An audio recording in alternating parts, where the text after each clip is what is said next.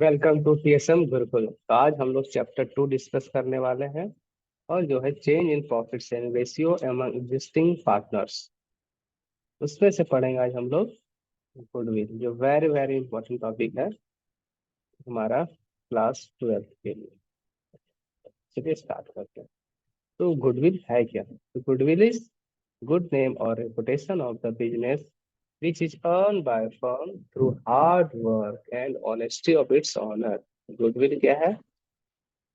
तो गुडविल कुछ नहीं, अच्छा नाम है, गुड नेम है और साथ में साथ रेपुटेशन है एक बिजनेस का। विच ही अर्न, कैसे अर्न करता है? थ्रू हार्ड वर्क, बहुत परिश्रम करके, और ऑनेस्टी, ईमानदारी के साथ इसका earn। और क्यों गुडविल, क्यों इतना मेहनत कर रहा है अच्छा नाम के लिए, रेपुटेशन के लिए? इसलिए ताकि फ्यूचर में क्या कर सकता हो, जो नॉर्मल प्रॉफिट से वो अर्न मैक्सिमम प्रॉफिट कमा सकते इन फ्यूचर। मतलब अच्छा नाम है, अच्छा रेपुटेशन है, तो मतलब जो ओल्ड कस्टमर है, ओल्ड कस्टमर दुकान में हमेशा आते रहेगा, न्यू कस्टमर भी आएगा, तो उसका क्या होगा, सेल काफी ज्यादा होगा, उसके कारण उसका प्रॉफिट ही ज्यादा होगा। है ना? तो गुडविल इसीलिए जरूरी है। नेक्स्ट दिया हुआ फीचर ऑफ गुडविल। गुडविल का क्या क्या फीचर है? तो हम लोग क्लास 11th में ही पढ़े थे कि गुडविल क्या होता है। इनटेंजिबल एसेट, इनटेंजिबल एसेट का मतलब इसको ना हम लोग देख सकते हैं ना छू सकते हैं। तो किसी का अच्छाई है तो अच्छाई दिखाई देगा? नहीं दिखाई देगा ना, उसको हम लोग अच्छाई को छू सकते हैं। बस क्या कर सकते हैं, we can only feel it, महसूस कर सकते हैं। कोई बड़ा ऑर्गेनाइजेशन है, बढ़िया ऑर्गेनाइजेशन है, तो हम लोग जानते हैं, है ना, उसको देख और छू नहीं सकते ऑर्गेनाइजेशन को। ठीक है, जैसे पेटेंट हो गया, ट्रेडमार्क और कॉपीराइट। उसके बाद दूसरा जो हमारा फीचर है, तो क्या बोल रहा है कि it does not have an existence separate from the enterprise. और गुडविल और इंटरप्राइज दोनों अलग अलग चीजें, सेम चीज हुआ। ठीक है ना, goodwill of enterprise entirely depend upon the enterprise and situation of its profit. दूसरा क्या दिया हुआ है फीचर ऑफ गुडविल में, it help in earning higher profit. Profit तो सब कमाता है, लेकिन जिस कंपनी का गुडविल बेटर है वो हायर प्रॉफिट कमाता है। फोर्थ पॉइंट बता रहा है, it is an attractive force. क्या है? अट्रैक्टिव फोर्स है। तो ये क्या करता है, it brings customer regular to the place of business. Attractive है हमारा बिजनेस, ताकि हमारा पुराना कस्टमर भी बार बार बार बार बार हमारा बिजनेस की द्वारा। फिफ्थ पॉइंट है, it came into existence due to the various factors. और एग्जिस्टेंस में आता है, कहते हैं वेरियस फैक्टर्स, जैसे क्या क्या है, फॉर्म का गुडविल में भी लोकेशन, अच्छा लोकेशन में है तो बड़े बेटर है। फेवरेबल कॉन्टैक्ट भी होना चाहिए और ब्रांड भी होना चाहिए, ट्रेडमार्क और कॉपीराइट, ये सब होना चाहिए, अच्छा रेपुटेशन होगा। ठीक है, तो हमारा बोल सकते हैं। सिक्स पॉइंट है, it is difficult to place an exact value of goodwill. अभी बहुत मुश्किल है इसका एग्जैक्ट वैल्यू फाइंड आउट करना, किसका गुडविल कितना है ना दोस्तों। ये फ्लक्चुएट करते रहता है टाइम टू टाइम। और सेवेंथ पॉइंट है, its value is level to constant fluctuation. और बीच बीच में क्या होता है, चेंज भी होते रहता है गुडविल। क्लियर? अब हम लोग देखते हैं कौन कौन सा फैक्टर अफेक्ट करता है गुडविल का। तो किसी का कंपनी का गुडविल बहुत बढ़िया है, किसी का खराब है, तो कौन कौन सा फैक्टर? पहला बता रहा है इफिशियंट मैनेजमेंट। अगर उसका मैनेजमेंट सब बहुत बढ़िया है, काम करने वाला लोग, एक्सपीरियंस बंदा है, तो ऑटोमेटिक कंपनी का गुडविल बढ़िया रहेगा। क्यों? क्योंकि अच्छा इफिशियंट वर्कर है तो प्रॉफिट भी ज्यादा होगा उस कंपनी का, है ना, तो इसके कारण उसका गुडविल भी बढ़ जाएगा। दूसरा है क्वालिटी प्रोडक्ट। बढ़िया प्रोडक्ट जो देगा उस कंपनी को बोलेंगे बेटर कंपनी है ना। तो जो अच्छा quality, supplying the good quality of the product, then the customer will come again and again. अच्छा सामान देंगे तो बार बार उस दुकान के पास जाएंगे, अच्छा रेट देंगे तो बार बार उसके पास जाएंगे। थर्ड पॉइंट है अगर लोकेशन ऑफ बिजनेस। अगर अच्छा जगह लोकेशन है बिजनेस का, मेन रोड के आसपास में, है ना, मार्केट में, तो भी उसका गुडविल मैटर करेगा। और फोर्थ पॉइंट है हमारा लॉन्गेटिव ऑफ द बिजनेस। इसका मतलब जो बिजनेस जितना पुराना रहेगा उसका संभावना है कि उसका कस्टमर भी बहुत पुराना रहेगा और बहुत ज्यादा रहेगा, है ना? और उसका गुडविल भी ज्यादा रहेगा। और फिफ्थ पॉइंट है हमारा monopolistic and the other right. और हम लोग अगर मेरा मार्केट मोनोपोली है तो ऑटोमेटिक उसका गुडविल, बस एक ही बिजनेस ही है तो उसका फिर गुडविल खराब रहेगा, यानी अच्छा ही रहेगा। और साथ में साथ अगर कोई स्पेशल राइट होल्ड करता है जैसे पेटेंट, ट्रेडमार्क, कॉपीराइट, और तो ये सब भी उसको ज्यादा गुडविल बनाने में हेल्प करता है। और क्या क्या अदर फैक्टर है, जैसे गुड इंडस्ट्रियल रिलेशन, अगर अच्छा रिलेशन बना के रखा है इंडस्ट्री से तो भी उसका गुडविल बेटर रहेगा। फेवरेबल गवर्नमेंट रेगुलेशन, गवर्नमेंट के अकॉर्डिंग काम करता है, रूल रेगुलेशन को फॉलो करता है तो भी वो कंपनी बेटर है। स्टेबिलिटी, पॉलिटिकल कंडीशन, अगर साथ में पॉलिटिकल इशू भी कुछ ना है, पॉलिटिकल के साथ भी उसका साथ काट बढ़ गया बिजनेस का तो भी बेटर रहेगा। रिसर्च एंड डेवलपमेंट एफर्ट, और वो जो भी ऑर्गेनाइजेशन वो बीच बीच में रिसर्च और डेवलपमेंट भी करता है तो भी ऑर्गेनाइजेशन में गुडविल बहुत बेटर रहेगा।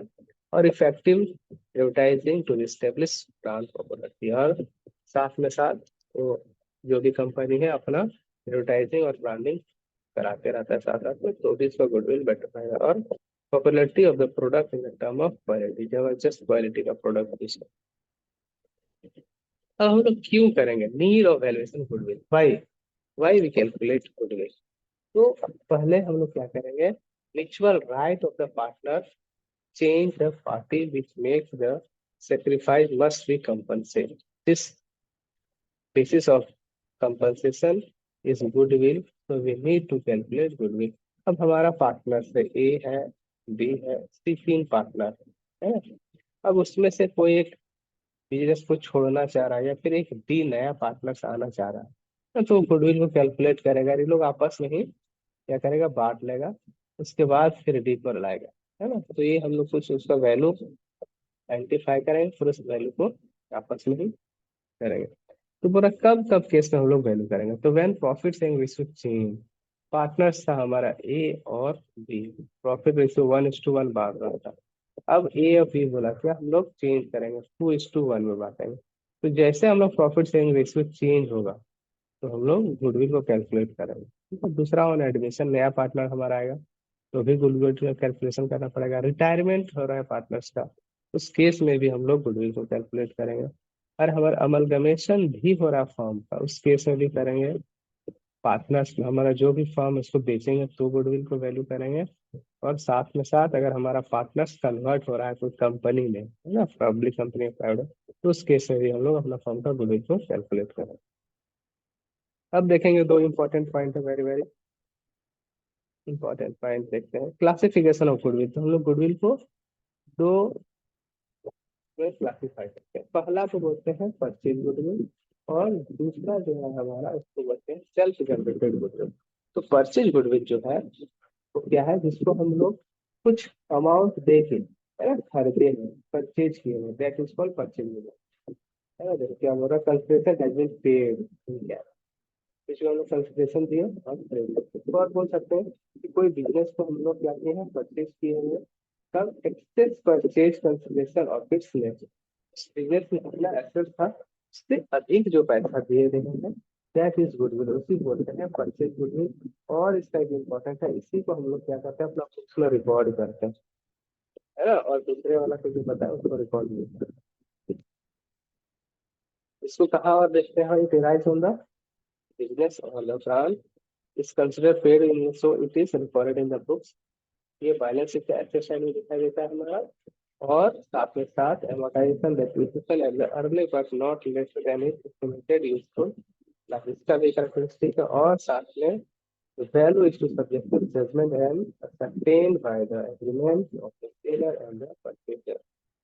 और साथ में साथ इसका वैल्यू क्या होगा, जज होगा और ascertain करेगा अकॉर्डिंग टू सेलर और परचेजर के बीच।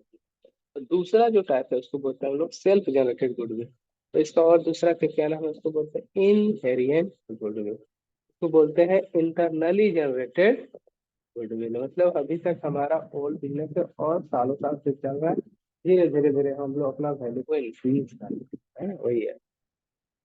factor running of the business percentage is able to the earn more profit in the future। चलिए इसको बस ध्यान में रखना है। इसको कहाँ पे दिया हुआ है? अकाउंटिंग स्टैंडर्ड 26 है। कौन सा? इंटेंजिबल एसेट्स बोल के। और इसको हम लोग रिकॉर्ड ही करते हैं अपना बुक ऑफ अकाउंट में कैसे जनरेटेड होगा। अब हमारा जो क्वेश्चन पूछता है यही 3 मेथड है। तो अब हम लोग देखेंगे methods of valuation of goodwill. कौन कौन सा मेथड है गुडविल को वैल्यू करना? पहला मेथड है हमारा एवरेज प्रॉफिट, दूसरा है सुपर प्रॉफिट मेथड और तीसरा है कैपिटलाइजेशन मेथड। पहला हम लोग डिस्कस करते हैं कि एवरेज प्रॉफिट मेथड। इस केस में क्या है हमारा सिंपल एवरेज प्रॉफिट मेथड। इस केस में हम लोग गुडविल को वैल्यू करते हैं। First of all average profit को कैलकुलेट करते हैं। एवरेज प्रॉफिट निकालेंगे हम लोग, मतलब जितना प्रॉफिट है टोटल प्रॉफिट को ऐड कर देंगे, फिर जितना नंबर्स ऑफ ईयर दिया उससे डिवाइड कर देंगे तो हमारा एवरेज प्रॉफिट आ जाएगा। फिर गुडविल निकालेंगे तो गुडविल का सबसे फॉर्मूला होता है क्या? Average profit. एवरेज प्रॉफिट कर देंगे और इसको मल्टीप्लाई कर देंगे नंबर ऑफ ईयर 25 से, तो आ जाएगा हमारा एवरेज प्रॉफिट। इससे भी पहले के ऊपर इस पे हम लोग को ध्यान देना पड़ता है एडजस्टेड प्रॉफिट। एडजस्टेड प्रॉफिट इसका मतलब क्या था? एडजस्टेड प्रॉफिट का मतलब जो हमारा एबनॉर्मल एबनॉर्मल प्रॉफिट है उसको हम लोग क्या कर देते हैं? प्रॉफिट से माइनस कर देना। अरे एबनॉर्मल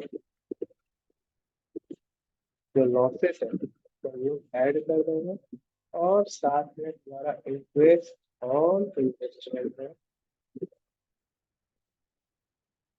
तो भी हम लोग माइनस कर देंगे। ये करने के बाद जो बचेगा वो हमारा नेट प्रॉफिट है। इसको ध्यान में रखिए। जब नेक्स्ट है हमारा इसी में सिंपल एवरेज मेथड। दूसरा हम लोग देखते हैं वेटेड एवरेज प्रॉफिट मेथड। इस केस में क्या होगा? जो भी हमारा एवरेज निकलेगा, एवरेज प्रॉफिट रहेगा, इसको हम लोग क्या करते हैं? इसके ऊपर एक वेट दे देते हैं। मतलब जो जितना नियरेस्ट ईयर रहेगा उसको हम लोग ज्यादा इम्पोर्टेंस देते हैं। ठीक है ना? तो इसमें भी क्या करेंगे हम लोग? फिर हम पहले जो भी प्रॉफिट है प्रॉफिट को नोट डाउन करेंगे, फिर साथ में इसका वेट के साथ मल्टीप्लाई कर देंगे तो हमारा निकल जाएगा इधर टोटल वेट। इसको सारा को ऐड कर लेंगे तो हमारा टोटल वेट को कर लेगा। टोटल वेट को फिर हम लोग डिवाइड कर देंगे टोटल वेट से। तो मतलब टोटल प्रॉफिट, जो प्रॉफिट का वेट था उसको डिवाइड कर देंगे टोटल वेट से तो हमारा निकल जाएगा एवरेज टोटल प्रोडक्ट वाला। फिर इससे हम लोग गुडविल कैलकुलेट कर देंगे। गुडविल का सिंपल सा फॉर्मूला का किस है हमारा रेटेड प्रॉफिट को मल्टीप्लाई कर देंगे नंबर ऑफ ईयर 25। इसके बाद नेक्स्ट है हमारा सुपर प्रॉफिट है। इस केस को हम लोग क्या करेंगे? पहले तो सुपर प्रॉफिट फाइंड आउट करने के लिए दो चीज चाहिए। एक तो हमारा एवरेज प्रॉफिट चाहिए और साथ में साथ हमको चाहिए normal profit. Normal profit normal profit निकालने के लिए हम लोग फिर एक फॉर्मूला यूज करेंगे। हम लोग को चाहिए कैपिटल। कैपिटल हम लोग मल्टीप्लाई कर देंगे नॉर्मल रेट से इंटू 100 तो आ जाएगा हमारा नॉर्मल प्रॉफिट। ठीक है? एवरेज प्रॉफिट क्वेश्चन में दिया रहेगा। इस दोनों को माइनस करेंगे तो हमारा सुपर प्रॉफिट आ जाएगा। उसके बाद सुपर प्रॉफिट आने के बाद हम लोग गुडविल आसानी से कैलकुलेट कर लेंगे। सुपर प्रॉफिट को मल्टीप्लाई कर देंगे नंबर्स ऑफ ईयर 25 से तो हमारा गुडविल आ जाएगा। ठीक है? ध्यान में रखना है बस कैपिटल एम्प्लॉयड को कैसे निकालेंगे या फिर कैपिटल को कैसे निकालेंगे। तो कैपिटल या तो डायरेक्ट क्वेश्चन में दिया रहेगा कि दो पार्टनर्स है, पार्टनर से कैपिटल लेंगे। अगर कुछ रिजर्व है तो उसको ऐड कर देंगे और कुछ फिक्टिशियस एसेट्स है उसको सब्ट्रैक्ट करेंगे तो ये हमारा निकल जाएगा कैपिटल एम्प्लॉयड। और यहाँ से हम लोग निकालेंगे क्या? Normal profit. ठीक है, उसके बाद जो लास्ट टॉपिक है हमारा, लास्ट मेथड है, वेरी वेरी इंपॉर्टेंट और एग्जाम में किसी से पूछता है। तो इसको भी हम लोग दो कैटेगरी में बांटते हैं कैपिटलाइजेशन मेथड। तो पहला को हम लोग मिलाएंगे कैपिटलाइजेशन ऑफ एवरेज प्रॉफिट, दूसरा जो रहेगा हमारा capitalisation of super profit method. पहला केस में जो हमारा है capitalisation of average profit method, first of all हम लोग फाइंड करेंगे capitalisation value of average profit. तो इसमें क्या करेंगे, पहले एवरेज प्रॉफिट निकालेंगे, उसको मल्टीप्लाई कर देंगे 100 से, फिर नॉर्मल रेट्स ऑफ रिटर्न से मल्टीप्लाई कर देंगे तो हमारा निकल जाएगा कैपिटलाइजेशन वैल्यू। कैपिटलाइजेशन वैल्यू ये निकल जाएगा। उसके बाद हम लोग निकालेंगे क्या, उसके बाद हम लोग निकालेंगे capital employed. Capital employed, capital employed कैसे निकलेगा, तो ये निकलेगा हमारा टोटल एसेट्स लेस कर देंगे, टोटल एसेट को लेस कर देंगे हम लोग टोटल लायबिलिटीज। टोटल लायबिलिटी इसको लेस करने से हमारा कैपिटल एम्प्लॉयड निकल जाएगा। ठीक है, इसके बाद गुडविल का एकदम सिंपल सा फॉर्मूला है। गुडविल क्या हो जाएगा, कैपिटलाइजेशन वैल्यू से माइनस कर देंगे कैपिटल एम्प्लॉयड, तो हमारा निकल जाएगा गुडविल। ठीक है, उसके बाद जो नेक्स्ट हमारा है capitalisation of super profit method. इसमें क्या करेंगे,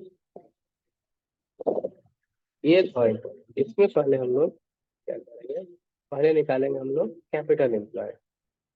कैपिटल एम्प्लॉयड निकालेंगे, उसके बाद फिर यहाँ से हम लोग क्या निकालेंगे, नॉर्मल प्रॉफिट।